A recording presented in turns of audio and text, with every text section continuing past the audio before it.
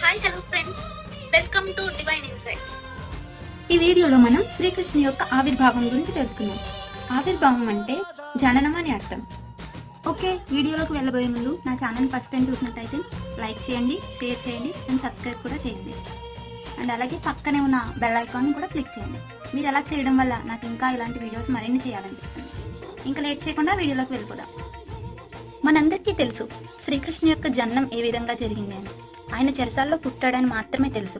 కానీ దానికి ముందు ఏ విధంగా జన్మించారు, దానికి ముందు ఏం జరిగింది అనేది మనకి తెలియదు.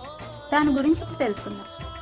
మధుర నగరాన్ని సూరసేన మహారాజు పాలిస్తుండేవాడు. ఆయన యాదవ వంశానికి చెందినవాడు. ఆయనకు వసుదేవుడు అనే కుమారుడు ఉండేవాడు. వసుదేవునికి ఉగ్రసేన మహారాజు కుమార్తె దేవకినిచ్చి వివాహం చేస్తారు.